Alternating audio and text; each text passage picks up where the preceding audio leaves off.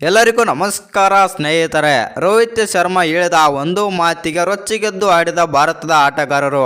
ಹೌದು ಸ್ನೇಹಿತರೆ, ರೋಹಿತ್ ಶರ್ಮಾ ಹೇಳಿದ ಮಾತು ಏನು ಅಂತ ಸಂಪೂರ್ಣ ಮಾಹಿತಿಯನ್ನು ತಿಳ್ಕೊಂಬರೋಣ ಬನ್ನಿ ಸ್ನೇಹಿತರೆ. ಅದಕ್ಕಿಂತ ಮುಂಚೆ ನೀವೇನಾದರೂ ಟೀಮ್ ಇಂಡಿಯಾದ ಅಪ್ಪಟ ಅಭಿಮಾನಿಯಾಗಿದ್ದಲ್ಲಿ ಈ ವಿಡಿಯೋಗೆ ತಪ್ಪದೆ ಒಂದು ಲೈಕ್ ಕೊಟ್ಟು ನಮ್ಮ ಚಾನಲನ್ನು ಸಬ್ಸ್ಕ್ರೈಬ್ ಮಾಡಿಕೊಳ್ಳಿ.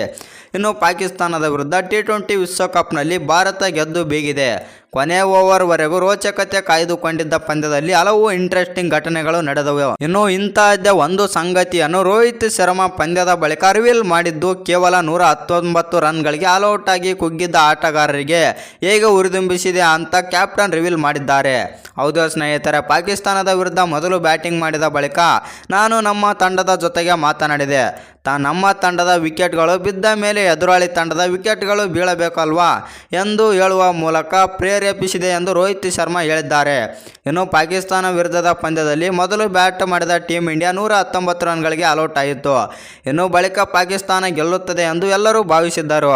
ಆದರೆ ಅಸಾಧ್ಯವನ್ನು ಸಾಧಿಸುವುದೇ ಭಾರತ ತಂಡದ ಕೆಲಸವಾಗಿತ್ತು. ಹೌದು ಸ್ನೇಹಿತರೆ, ಈ ಪಂದ್ಯದಲ್ಲೂ ಅದೇ ನಡೆಯಿತು.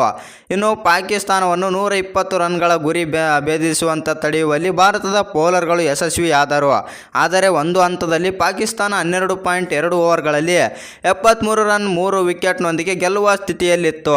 ಆದರೆ ಈ ವೇಳೆ ಟೀಮ್ ಇಂಡಿಯಾದ ಆಟಗಾರರಿಗೆ ನಾಯಕ ರೋಹಿತ್ ಶರ್ಮಾ ಹೇಳಿದ ಮಾತಿನಿಂದ ಆಟಗಾರರು ಪ್ರೇರೇಪಣೆಗೊಂಡು ತಮ್ಮ ಸಾಮರ್ಥ್ಯವನ್ನು ಸಾಬೀತು ಮಾಡಿದರು. ನಿಮ್ಮ ಪ್ರಕಾರ ಈ ಪಂದ್ಯ ಹೇಗಿತ್ತು ಅಂತ ಕಮೆಂಟ್ ಮಾಡೋದನ್ನು ಮರಿಬೇಡಿ.